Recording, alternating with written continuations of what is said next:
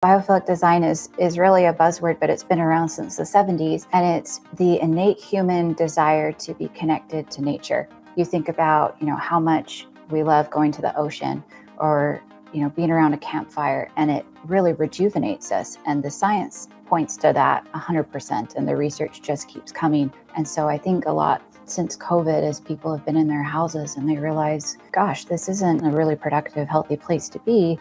Biophilic design has come to the forefront and said, look, we can give you the answers. We can give you all these great ideas to make your home a sanctuary. So welcome to the podcast today. We're very fortunate to have Sarah Walker with us today. Welcome, Sarah. Thank you so much for having me. Yeah, this is a long time coming. We've been in contact for a little while. And to give you a brief intro here, so Sarah's the principal and interior designer and owner of Nuance Interior Design. And, the big thing we're going to be speaking about is luxury, sustainable interior design, which is not too common. We've been fortunate to work on some sustainable homes, and, the interior design aspect is a big part of that. And not many designers, have taken, this lead. So kudos on that.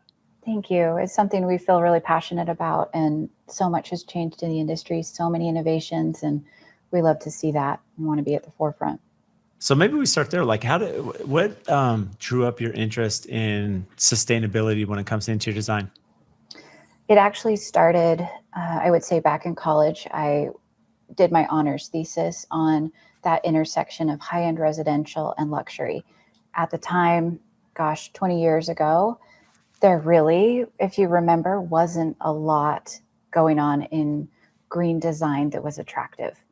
It was a lot of what felt like aesthetic compromising. You remember the DuPont countertops with recycled content in it, and it would be like chips of recycled green or blue glass. And they would be like, look at this amazing countertop. Isn't it fabulous? And we'd be like, that's the ugliest thing I've ever seen. Where are we going to use that? And so I actually got a grant from the university to delve into what's happening in that sector. And it was eye-opening that the really sustainable products were very expensive, and the,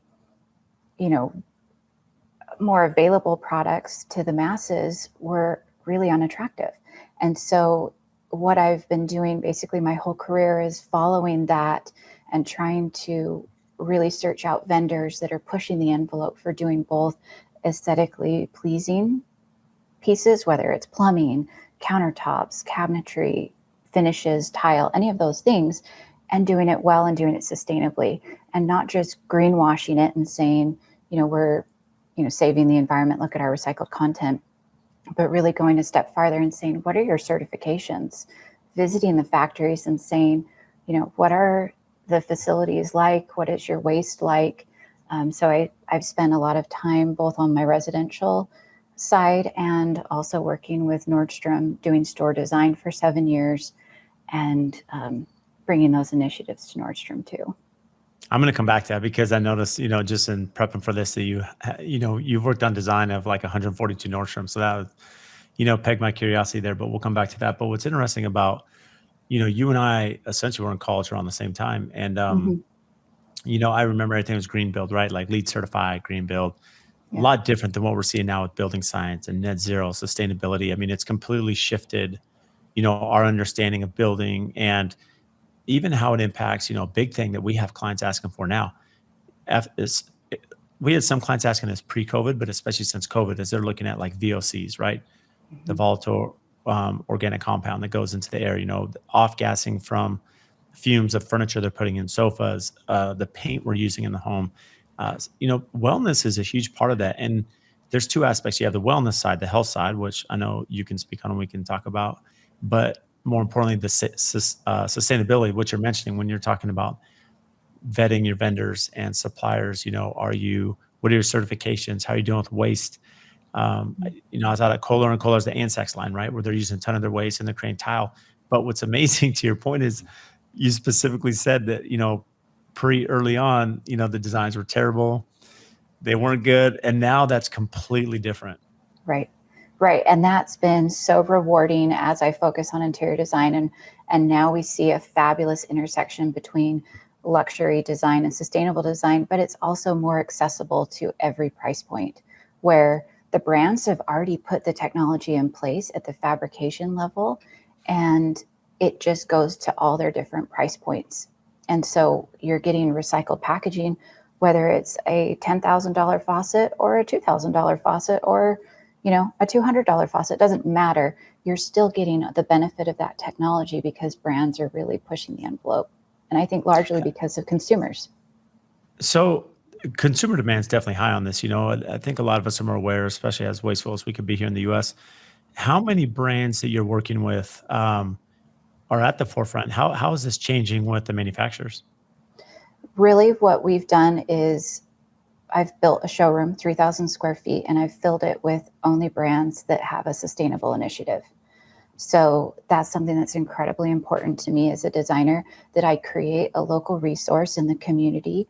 We partner, I would say, predominantly with builders and architects, and we let them know that there are really beautiful options that they can use in projects, and just letting people know that there are those solutions. And the more demand there is for it, the more brands will understand that that's something that elevates their brand if they're actually putting those sustainable components into, their production, into their packaging, into their shipping, whatever it is. So we're seeing that more and more often. And I love your platform because you can encourage other builders and architects and designers to say, it's out there, look for it, and then spec it, and don't feel like you have to settle. Yeah, I love that. And so from the showroom, it's pretty amazing that you've already built a showroom. Well, first, I think we have to give you some kudos because I believe in your market and area, you're the only one, right, where people can come in Right. hands on and you have a full, interior design studio. Yes, we're the only interior design studio that has a showroom. And what it means for our clients and our trade partners, our builders and architects, is that they're able to come in and touch and feel all the cabinets, really have an immersive experience. They're able to see in one place elevated selection. So we do a lot of high-end custom homes, and the resources are that the typical model is you go to 10 different showrooms and you pick out your tile, you pick out your cabinets, your plumbing, and we've put it all in one place. So you can literally spec an entire new construction or large renovation from our showroom. Plus, of course, we have accounts with hundreds of other brands that we can pull from. But our goal is to make it raise awareness around sustainability, that it can be really beautiful and it can come at multiple price points. And so if I understand correctly, I mean, this question is kind of two parts. Everything in your showroom is sustainable. So everything in there is Mm. sustainable. How have you found that many vendors, that wide array, that selection? You know, I would imagine that's taken some time, not just to research and vet them as you mentioned you're doing, but to, essentially be a member with them, be a partner with them, Mhm. have product, showcase in your showroom. I mean, there's a lot of steps to this. Yeah, it's really been a long time coming, to be honest. Our showroom's been around for about 2 years, and I've been a designer for over 17. So I started in college making relationships with brands such as Ann Sachs, for example. And so now I'm actually a national brand ambassador for them. And I get to, we have a couple projects where we've specified their waste lab project that you mentioned. And we basically go to each brand and we ask them, what is your sustainability story? What are your certifications? Occasionally we'll go visit the factory. So for example, we carry a German line of cabinets, went to Germany, visited their factory. It was an incredible experience to see the level of robotics that are there, so that they can really precisely catalog scrap pieces and reuse them instead of throwing away, pieces of a certain size. They also have less than 5% waste in their factory, and that 5% is, wood particles that just get burned to heat the factory. So they're like at carbon neutral at that point. And some of the brands we work with, like for wood flooring, they plant a tree. When we sell Green Guard certified Hunter Douglas window coverings, we're planting a tree with every window covering order. So we go and we're very specific that this is an important thing. If you're going to be in our showroom, you have to have a sustainable story. And we really narrow down the products within the line that are sustainable as well. How does that affect pricing as you're looking at budgeting and clients, to have anything sustainable? Is there deviation there based on, competitive products? Occasionally we'll see that, sometimes the higher end products will have more recycled content. They'll have more of the innovation that goes into creating a carbon neutral company. I think that does take some investment on the company side. And as a result, sometimes their prices are higher. But what I'm seeing is kind of the trickle down effect of brands, even smaller brands, stepping up and saying, this adds to our value, let's do it.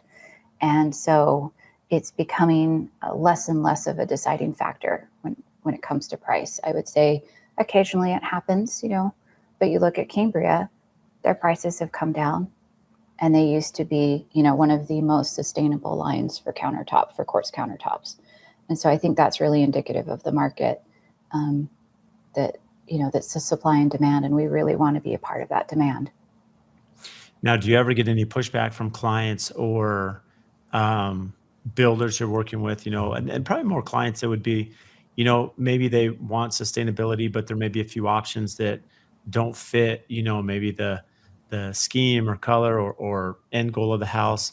How does that work when you're working with the client from the decision process as well as the builder to the implementation and install? Absolutely. Our goal is to always meet the client where they are and maybe push them a little bit to embrace green design. We're lucky that we're in the Pacific Northwest, which is a very green-centric place. And so for the most part, I would say clients are really on board with that. I don't think that that's maybe a deciding factor for them, but the fact that we can present them options and just say this is part of the package, it's within your budget, because we're already considering that when we present them options. And then, we'll give them a couple, and to be honest, both of them are going to be sustainable. We don't really run into any pushback from the builder because they're going to be able to install it. There's not really any difference, if the tile's more recycled or less recycled content. Right. Yeah. Yeah. There's no doubt from an install perspective, there's not much complication from their side. I think what's unique about what you're doing from the design side as well is sustainability is one aspect, but you also have a detailed design book with QR codes. Yes. So we're in addition to being very focused on the green and the technology that goes with it, we've integrated a lot of that technology into our company with how we streamline processes. And I think that speaks to reducing waste throughout the process, whether it's, with materials and recycled content, or waste with spec books that aren't very clear and cause confusion on the builder's side where things have to be ripped out and done again. So what we do is we have a digital spec book that for the most part lives in the cloud. And so it's a live document. It's always the latest. It's always up to date. And it has a QR code on site. So in a bathroom, the plumber can go in and scan the QR code and get the entire spec book for installation of the faucet or placement of the mirror, whatever it is that anyone needs from any trade, it's there. So with the QR code, so this is something that you're setting up in your design book, not the builder. And so everything's prepared for them. So essentially the builder, let's say in your design book, as you mentioned, it could be by category, by bathroom or plumbing fixtures. Mm-hmm. You have it all laid out where they can just essentially take that QR code, post it in the field, or they can have it on their software, whatever it may be. And then everyone on site has that access. Exactly. And that way, even the client, if they're walking through on their own, they can scan it and say, oh yeah, that's the rendering that we remember, and looks like everything's exactly where it should be. That's really our goal, is to streamline the process and make the builders and any artisan's job easier. At the end of the day, we really took to heart, I guess, a lot of your podcasts with Luann, where you've talked about like how that partnership should be. And we really pivoted how we do our spec books. So actually we have a page or more for each trade, so that the plumber isn't, digging through a bunch of other specs for other people. He literally has a magnified drawing of how many inches apart the faucet is from the soap dispenser, from the air switch, it's all there. And that's really important to us. And then it relates to that QR code so that, they're not looking for a missing piece of paper. It's funny you bring that up because just to give a little context. So what Sarah's speaking about is Luann Nagera, who's a huge podcaster, especially in the design community. I mean, she's like the rock star for interior designers. And I was introduced to her, and she was actually a guest on my podcast first early on. I mean, it was essentially my first year. I started my podcast about 3 years ago. And I made a comment when she was on that I won't do a project without an interior designer.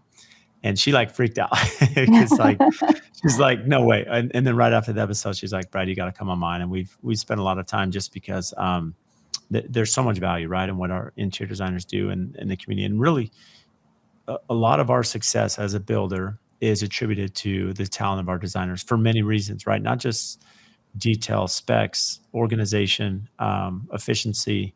I could go on and on, but also the marketing value, right? There's so much upside to working with designers. It just, my team will shoot me if we don't have one. So it's too hard. But what's interesting is today, so we're in the process, we just had a production meeting and we're in the process of rebuilding our website. And part of that is we're trying to create some really informative information for our potential clients, and one of that, we're going to have a handout and brochure, and we're going to use a lot of marketing stuff that I'm going to build around this, over the next year or so. But essentially establishing roles, for everyone involved in a custom home, designer specifically. And as we were breaking down the roles of a designer today, in our opinion, and how that relationship works really well, it was interesting because our team said, some of the really good designers have not just a design book, but they actually separate it by category, right? They have, so to your point, the plumber, the metal fabricator, the cabinet company, they have a resource where they can find this stuff, and you're already doing that. And so I can just tell you from my life as a builder and for the client, I mean, it is so advantageous. And the fact that you take another level with QR codes, I mean, it's definitely at another level. We've really thought, have experienced a certification in construction management. And so being able to understand what happens on a job site walk with a contractor and understanding, what kind of questions come up for a builder and what are their subs asking. We've done enough trade days now where it's easier if it's broken down by room. In my experience, it's easier if it's broken down by room. And then each room has the different trades. It has the different schedules so that the plumber gets his own schedule. The tile setter gets their own schedule. And then all the codes align with the drawings. So it just paints a really clear picture for the builder and all of the artisans involved. And that's one of the best ways that we translate sustainability into the field is by reducing waste from mistakes. And it also saves money and time, for you and for the clients. And streamlining that process has really become a pillar of our business. So if I were to call you, and I know it's open-ended because there's a lot of variables, but from the time you're engaged, if you had the position open your calendar, walk us through the timeline because there's so much time to go into all the selections, documentation, implementation, QR codes. What does that process look like from a time perspective for a potential client or contractors they reach out and you're putting together that design book? Yeah, absolutely. So we have basically a 6-step process. We do a really deep dive initial consultation with the architect, the builder, and the clients.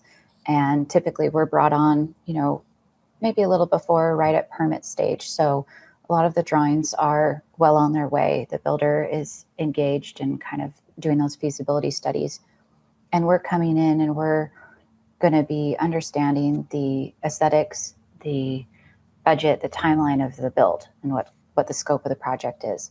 And we're going to really be focused on asking those questions. What are the key things for the client?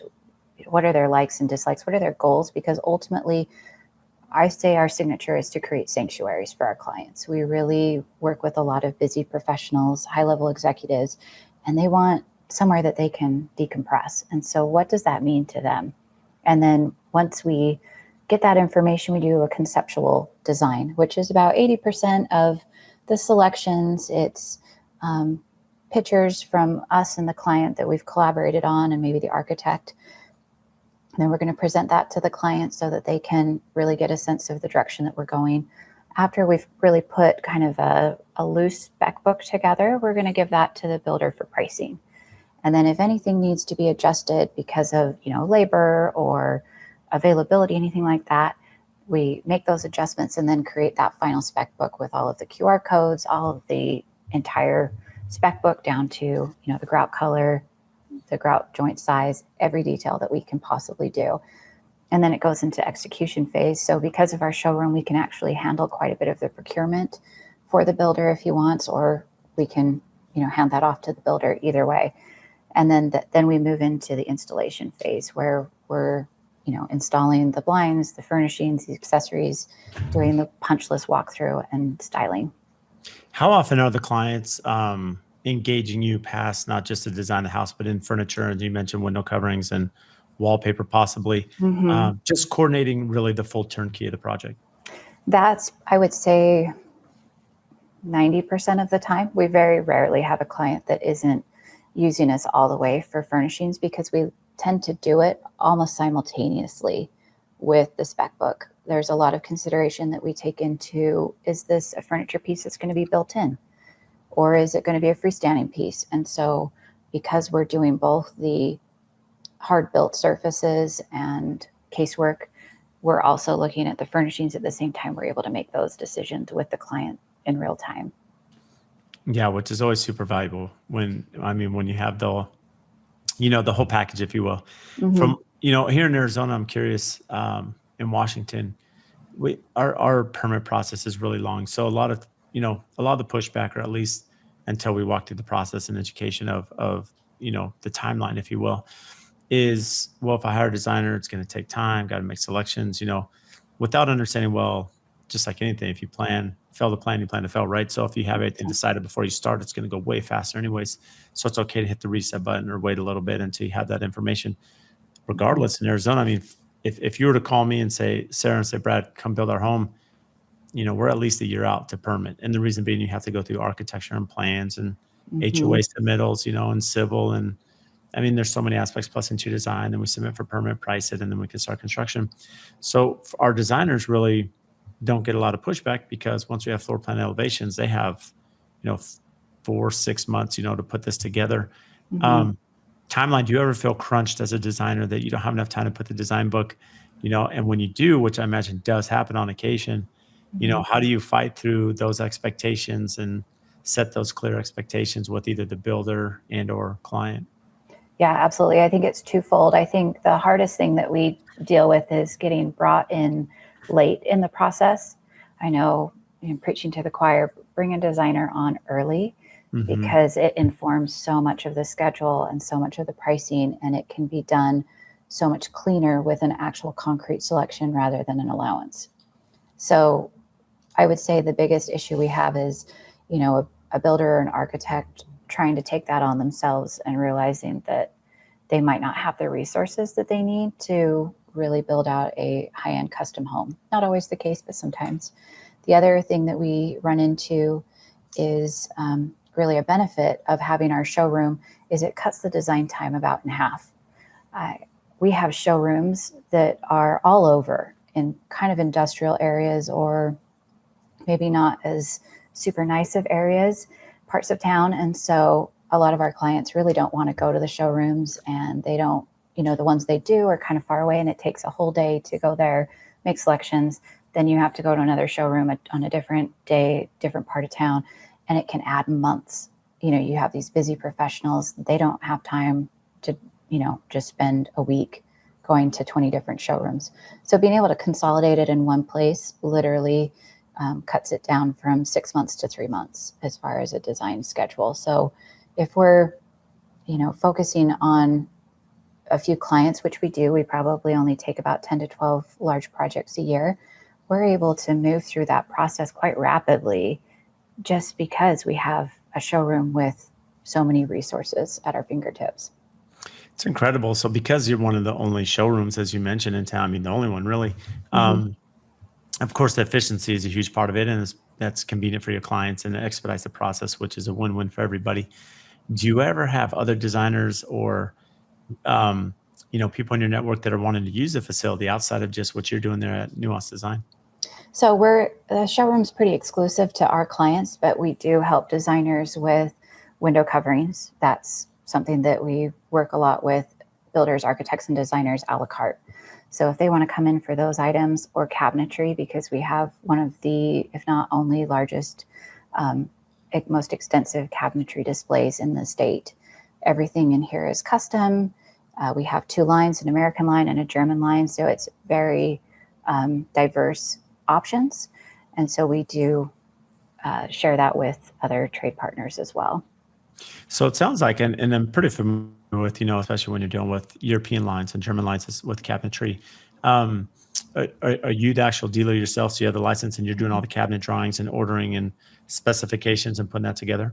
Exactly. Yep. So we kind of have a couple different divisions. We really have the showroom that can do either window coverings or cabinetry a la carte for people. We have the full service turnkey interior design. And then we also do window coverings for like multifamily, just onesie twosie type things too. So really a couple different options for people. Now, the clients that are coming in education wise, I know clients are demanding a lot more sustainability. They're aware, they're seeing online, they're watching videos. I see it from my side clients. We've done a lot of net zero, Yeah. topics as you've seen, especially content Hmm. that's out there. And a lot of clients are coming in, they want to ask. And of course, budget's a big aspect, but the ones that want to do it understand it and they understand why. And, they're really passionate about it. How much education for the brand you've established now, the education of vetting those clients as they're coming in, are they pretty much all now at this point with the brand that you built 100% in line with doing sustainable interior design, or is there still some education on what you do, what you offer, and how that applies to them? The sustainability piece is just part of our product offering. So we have hundreds of tile options in the showroom, and countertops and cabinets and hardware. And so people come in and I think they're so amazed by the amount of beautiful things that it's a side benefit kind of thing. It's like, you're shopping in an organic food store. It's going to be amazing. The food's going to be great, and you get the benefit of it not having toxins. And so we're having to do very little from an education standpoint. I would say most of the clients come to us because yes, they appreciate that, but they also are getting referred to us by builders and architects that understand how we streamline the process. And the sustainability is like the icing on the cake, if that makes sense. It really makes everything extra special for them. And they always love when we're able to tell them, hey, this isn't going to off gas in your house for 5 years and be really toxic. That smell when you maybe go into a rental property, or you've, installed some cheap carpet from Home Depot and it smells like death in your house for 2 weeks. You actually won't get that with our carpet, and your cabinets won't smell toxic. So I think people have had those experiences where they understand that that can't be healthy and they don't want that, and with their kids and their pets. So I would say that that's not what we're pushing from an education standpoint. It's really just part of the package that they get, and we're happy to meet them at different levels. I should say we're not forcing them to have solar panels, but we are saying, let me show you what's really amazing about these cabinets, and an added benefit for you is it's sustainable. Of course, some come to us because they're like, you carry a sustainable brand, we want that. But for some people, they're just like, oh, those are beautiful cabinets. And the benefit is they're sustainable. It's funny. I think that's like marketing 101, right? That essentially you're building a brand and a reputation based on the qualifications that you give out, right? And any successful company is going to do that, from your design book, the QR codes, the timeline, the efficiency, the organization, the different aspects of your business, from window coverings to the cabinetry to the design. And so there's a lot of knowledge, right? And then when people come in and they already have this basis, that's essentially the base of why they're hiring you. And then you say, well, here's the add-on, here's the icing, here's Mm-hmm. the sustainability, here's when you're moving in the wellness side, Yeah, that's really what I would imagine is what tips them over, right? And makes it a correct. slam dunk. Yeah, our focus is really that interface with clients. And so our whole mission as an interior design studio is to elevate our clients' quality of life. And we do that by not having, toxic off-gassing in their house, but also creating these sanctuaries where they can regenerate because, they're getting lots of natural light. They're getting a spa-like experience with their fixtures and, steam showers and aromatherapy and, all of these wonderful things that really kind of tip over into that biophilic design and the wellness and the health aspect that I think really goes hand in hand. It's kind of funny because I was just going to ask you right now. I just had jotted down what is biophilic design, and you just actually said that. So, for those listening that have not heard that term, walk us through biophilic design. Yeah, biophilic design is really a buzzword, but it's been around since the 70s, and it's the innate human desire to be connected to nature. You think about, how much we love going to the ocean or, being around a campfire and taking a nature walk in the park, and it really rejuvenates us. And the science points to that 100%. And the research just keeps coming about how it reduces our stress hormones, it increases productivity and creativity, it reduces our blood pressure. And so it's a really incredible thing that they've known about and really pushed, you think, in hospitals where they're adding, rooftop gardens and big picture windows in hospital rooms because they know it increases healing exponentially. And so I think a lot since COVID, as people have been in their houses and they realize, gosh, this isn't a really productive, healthy place to be. Biophilic design has come to the forefront and said, look, we can give you the science, we can give you the answers, we can give you all these great ideas to make your home a sanctuary.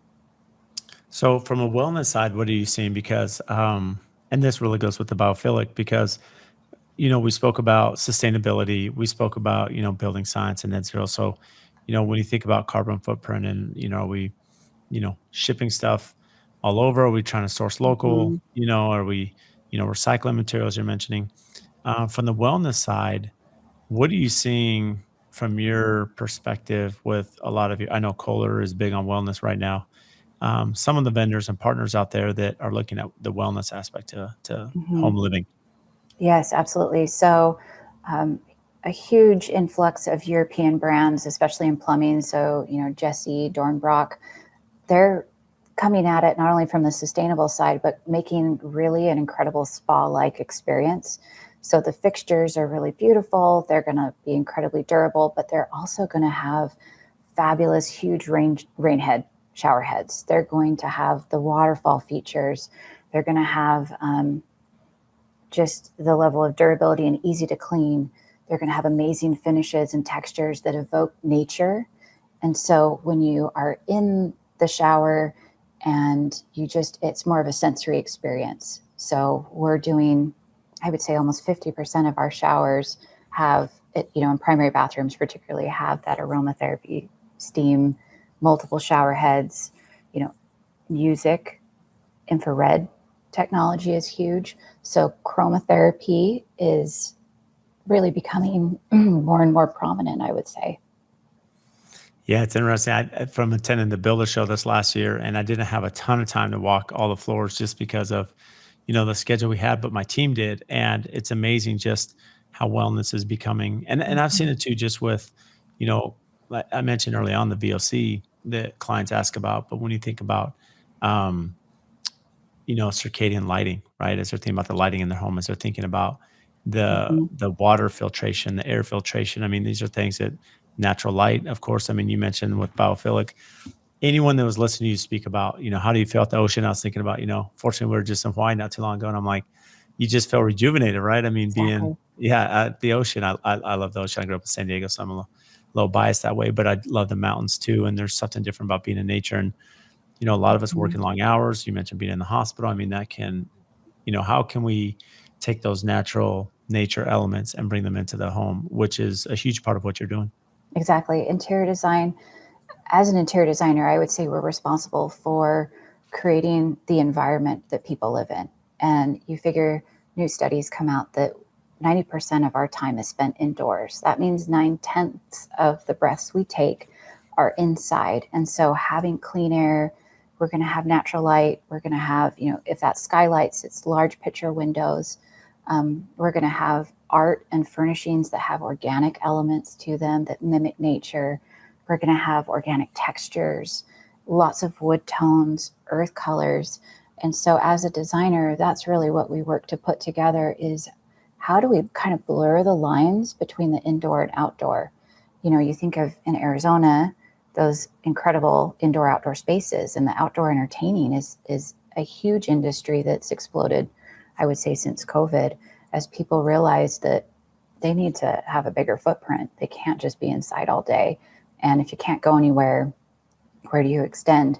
And so how do we incorporate those natural elements? And people are noticing that they feel better, that they can, you know, have a better work-life balance and all of these things. It's just so many benefits. So how did you get involved with Nordstrom doing 142 stores? So when we moved to Seattle a few years ago, I had worked at a residential design firm, and it was just one of those things where I was like, you know, I could be really good at this. And I love the Nordstrom brand and what they stand for. And I've grown up shopping at Nordstrom's my whole life. And so went and kind of somehow made my way up to the top to the director of store design and showed him my portfolio. And he said, great, let's do it. And so I ended up, you know, traveling all over the US, managing stores. They flew me out to Italy to design some custom tile for the Seattle flagship store. That was super amazing. And Is that why? Is it real quick? Is the Seattle flagship store? Is that how you got up, you know, to the right person, or where did yes, is so the yep. right person's there back in your home, you know, hometown? Exactly. Corporate offices right here in Seattle. So they're pretty centralized here. And so it was just kind of one of those fated things. And it ended up making a lot of great connections that have then carried over into my showroom as well, because the Nordstrom brand just opened so many doors. So Are you still that involved with network. Nordstrom? I'm not anymore. I do completely residential, but I actually do work for some of the executives. We're just wrapping up a kitchen remodel for one of the Nordstrom executives that I reported to for store design. So How did that impact, you know, working with Nordstrom? I would imagine, especially you mentioned Italy, so you're in different countries. You know, there has to be a lot of versatility, I'd imagine, in the store designs. I mean, there's probably some consistency as well. How did that differentiate your scope of work between, you know, the vision you had, maybe the culture or location you're, you know, as well as kind of the corporate, you know, idea or template that they had? You know, was there a lot of variability, you know, flexibility in design, or did they want to stay pretty consistent? they had really a holistic view of what they wanted the stores to feel like.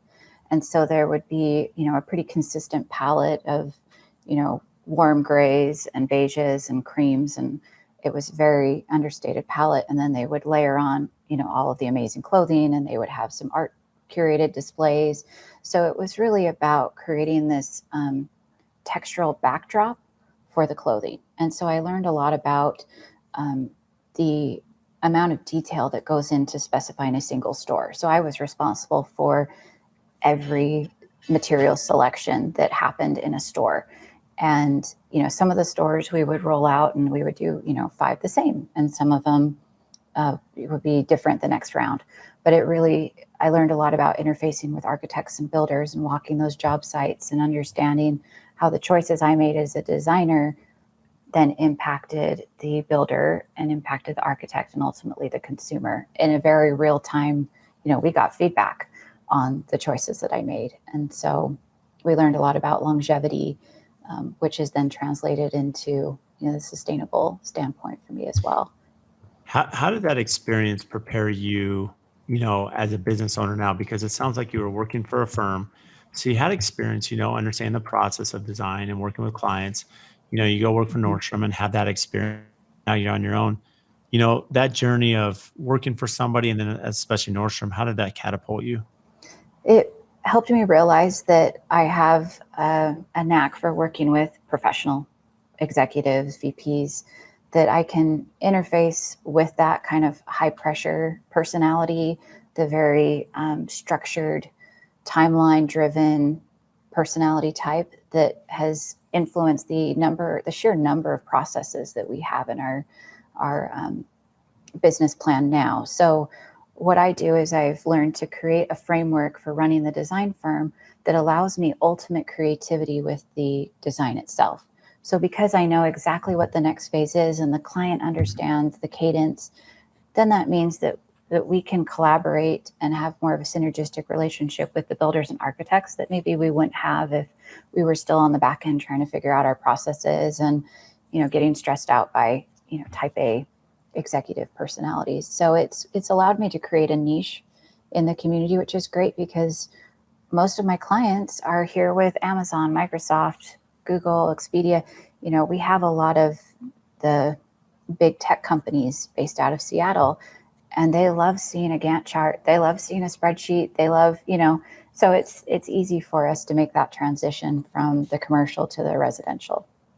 Yeah, it's funny you bring that up because so much of business life, especially as when you're an entrepreneur and you're running your business as you are, Sarah, is confidence.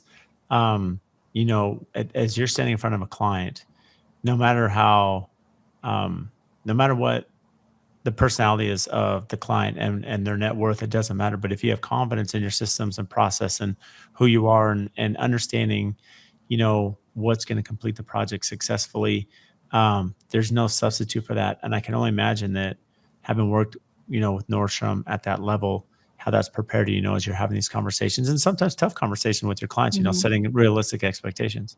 Yeah, it was brilliant. It was a brilliant experience. And I had a handful of years in the residential design sector before working for someone else. And so I had that background going into the commercial side. And so I was really able to appreciate the differences of, okay, timelines and budgets when you're dealing in the multi-millions, those decisions and those delays really matter.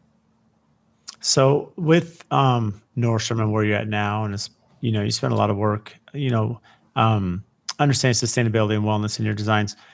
Have you looked at Chat GPT or AI? Has that had any impact on kind of the direction and stuff you're working on?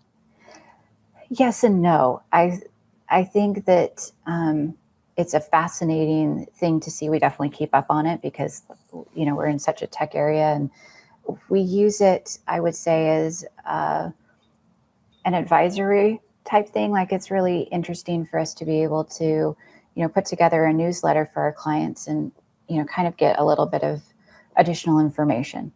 Pull some facts together really rapidly and understand the market trends.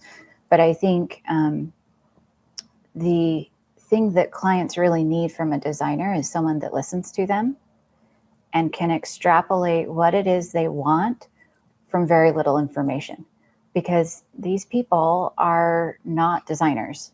They're usually not even in a creative field. And so if they were to leverage an AI, it wouldn't be able to necessarily create a holistic design based around health and wellness and well-being and comfort and all of these things that as a human we're able to provide for people. And so I think that in a creative field it has a lot of benefits as an advisory role, but I think it comes down to, at the end of the day, it's creating someone's sanctuary, and there's only so much AI can do for that. Yeah, and I would agree with that. It's interesting because I've known some designers and architects, and even another builder who's messing around with AI. How quickly they can put out a design or architectural Right. plan.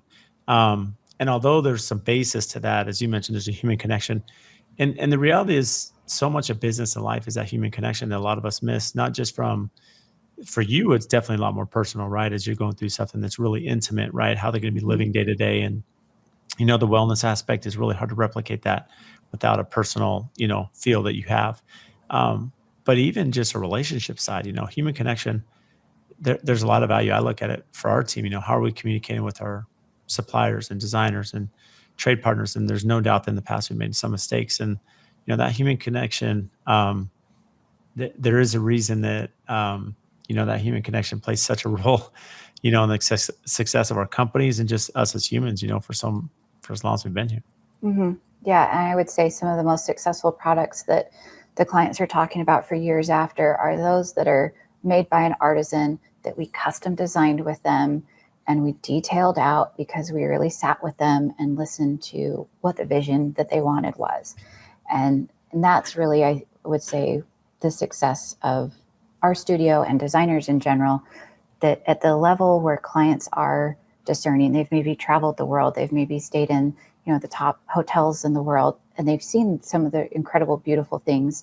They want to bring that collected feeling back to their homes and showcase some of those elements. And how do we best do that? Well, it's a process, and it's a study that we do where we draw out multiple iterations, and we're always making sure that it flows, that it, is to code, and all these things that maybe AI isn't capable of, at least yet.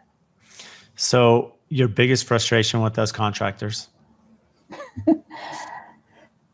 I would say that I love working with contractors. Honestly, the collaboration makes my job a lot easier, and I always find it's a synergistic relationship where we, push each other to do better.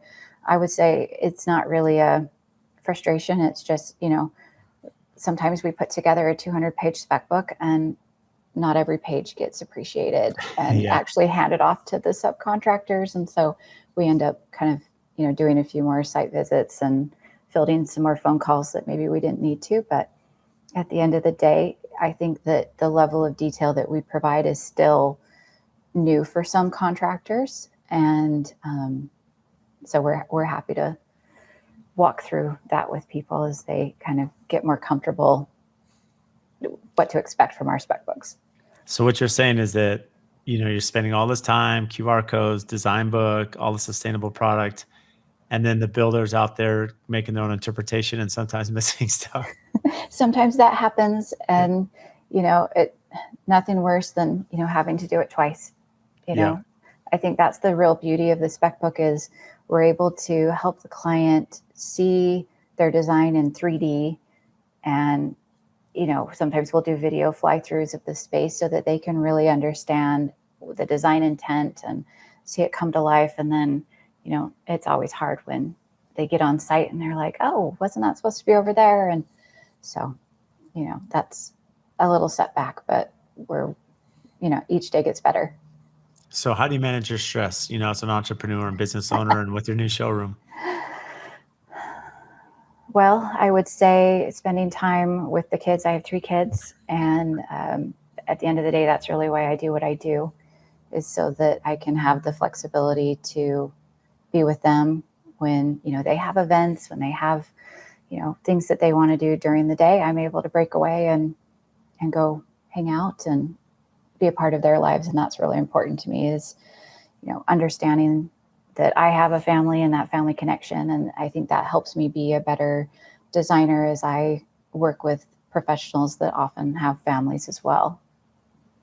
Yeah, there's something to that. I think that's a really good point that you brought up. So many times I'm with different entrepreneurs of any business, right? And the big thing is, well, how do you find the right clientele? How do you find the ideal client? And there are metrics, right, that we all have based on different demographics or experiences we've had, and I'll relate it to me as a builder. I can really categorize, certain things, whether expectations we set or didn't set, or what does the client look like? Um, but there's something to be said about the similarities, right? What we have in Mm-hmm. common.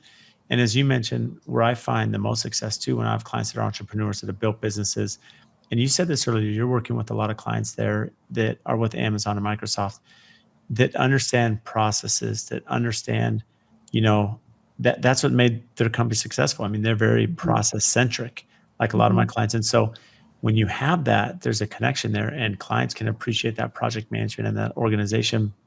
And when they have families, they're going to be a little bit more kind. And I've always found that our clients are a little bit more, when they meet my kids or my wife, they're a little bit different. Not that they weren't great before, but it's definitely Yeah. more going back to that human connection. It's a little bit different. It is. It is. In fact, my husband just recently left T-Mobile Corporate, which is also headquartered in Seattle, to work with my business running the window Wow. treatment side, because it's grown so much I can't manage it anymore on my own. And so he's running that, and I think people actually really enjoy when they know it's my husband coming out to take care of them for their window treatments, because they know that A, he has a tech background and a lot of processes and project management experience, but B, he's my husband, and he's going to treat them like people instead of, a big box store number, that they're already connected to me. And so I think they feel like they'll get taken care of really well. Oh, so how's that been, that relationship with him joining the team? It's great. It's great. A lot of people do not like working with their spouses, and I actually really enjoy it. But note how he's in a separate division. He is not doing anything with the interior design side. He's running his own division, and I tell him it's your business. You run it how you want, and we'll have weekly meetings to talk about, how things work together. And no, you can't publish a newsletter that looks like that, and things like that. But it's really fun, and I think our kids really enjoy it too. Our oldest is 11, and she gets to help do some paperwork and marketing, and so it's actually turning into a little bit of a family business. And we have, I should say, 8 other employees, but it is still a family business at its core. It's funny. I was going to ask you actually before you mentioned that your husband's not working with you. I was going to ask because earlier on you said you had 3 kids. So have any of the kids shown interest? And it sounds like, well, whether they want to or not, I mean, they're kind of participating. Yeah, they get roped in. It's not uncommon for, we'll be going to softball and, I got to drop this sample off at a client's house. So here we go, just on the way home. And they're used to, you're going to a client's house. The words they learn, like, showroom and clients and consultations, very young age, they've become aware of that. And, ultimately, I think it's they're understanding that, mom and dad have a certain kind of work-life balance, and they get included in it so that we can spend time with them. Yeah.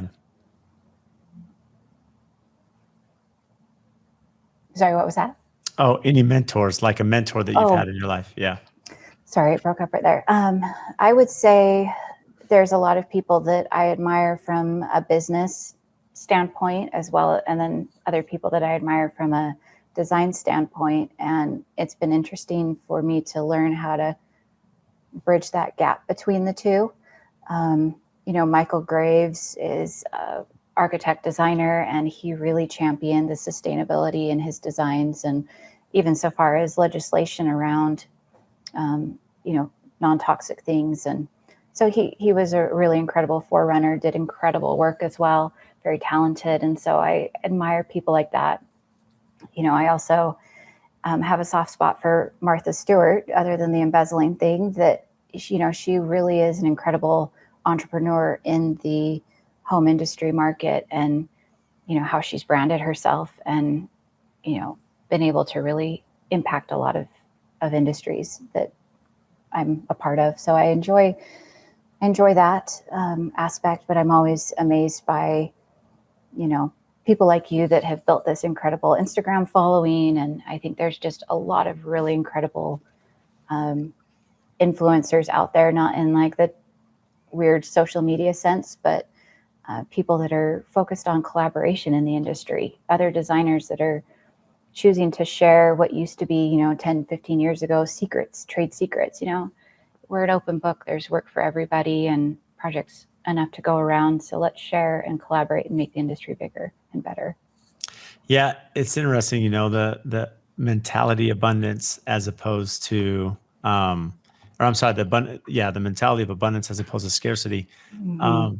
There's something about collaboration, and I saw it early on. I think designers were definitely ahead of us contractors, that even social media has really accelerated that and helped just the networking and stuff, because I've been able to meet some amazing contractors. And then really, also I've had a lot of contractors had a huge impact on me, right? That I've met through the platform. In fact, my builder 20 Galoni in Ohio found me through Instagram and invited me there. So, but I've seen the designers, and especially here, even in Phoenix, we have a lot of designers, and they network and they get together and they have coffee and brunch. And, it's really neat to see that, so many in the professional field, are collaborating, and, there's a lot of work out there, and they're trying to lift the industry, because it's not going to get easier for you. And I think, the one thing that you and I are always going to have to deal with, Sarah, is that, labor, material, manufacturing, it's going to be a challenge in our field, and there's going to always be a demand. And,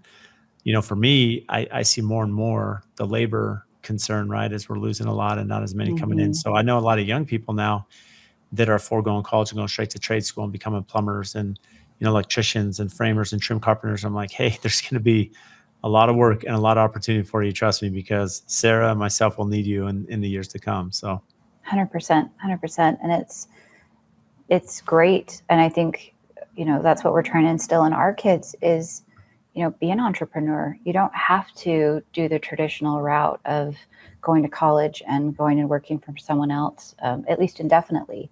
So I think there's a lot to be said of, we used to do events at the showroom where designers would come and we would have a product spotlight where, Philip Jeffries would come in and talk about their new launches.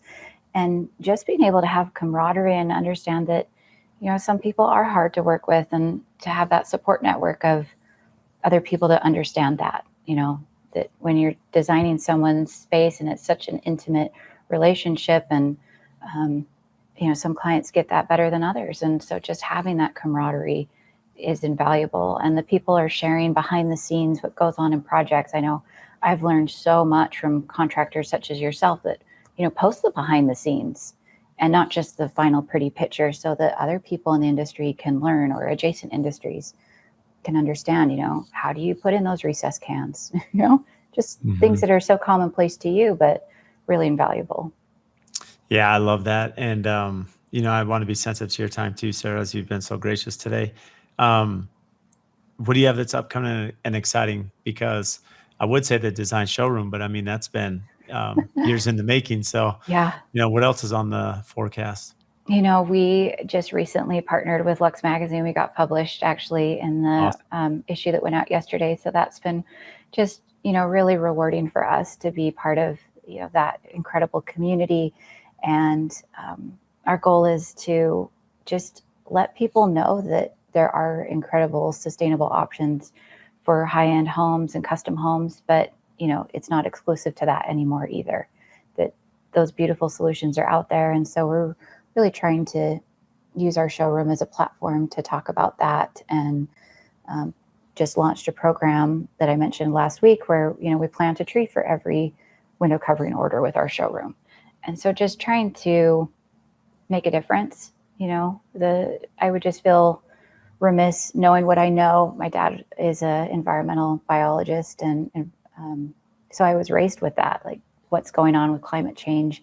And I want to be able to share that with people, that there are really great alternatives that are actually going to improve their quality of life. So just like your suppliers, you're doing the same thing, planting a tree. That's pretty neat. We're trying. Yeah, we're coming up with as many wonderful things as we can to really make a difference. And we have some incredible projects. We have one in Rancho Santa Fe that's a big equestrian estate, and then a couple locally that are, large homes. But, being able to put those finishing touches and work on them from the ground up is so rewarding. It's fun that you're in Rancho Santa Fe. I, in high school got to work there doing, some homes as an electrician. And that's kind of what excited me about doing construction was, that's where I started as a young teenager growing up in San Diego. But how fun. So for those listening, how can they find you, Sarah? So nuanceinteriors.com. And there's a free resource on our page at nuanceinteriors.com/resource, where you can download some of our favorite vendor information, ones that we carry in the showroom, and also other websites that have compiled lists and directories. So just to make it easy and friction-free as you're double-checking certifications or looking for ideas of new vendors. Also on Instagram at Nuance Interiors. We'd love to connect. Well, Sarah, you've been incredible. Can't thank you enough. Thank you. And appreciate you sharing all the insight on sustainability and wellness. Thank you so much. And we appreciate all you're doing for the industry with Net Zero. It's inspiring. If you get value from the show, please support us by giving a 5-star rating and review on whatever platform you listen to. And I also have a favor to ask. We've had some incredible guests that come on and share their wisdom, their knowledge about their business. So if you have friends or family members that could benefit from those episodes, please share it with them, as well as any other business owners that you're networking with that could get value from the podcast or certain episodes. Please share those as well. Again, subscribe, make sure you're following. Any questions that you have, topics. We've had listeners reach out about certain guests that we should have on the show. Again, brad.l@aftconstruction.com. Email me for topics to address, guests that we should have on. And even if you think you'd be a great guest for the show, So again, thank you for all your support, and we'll see you next time.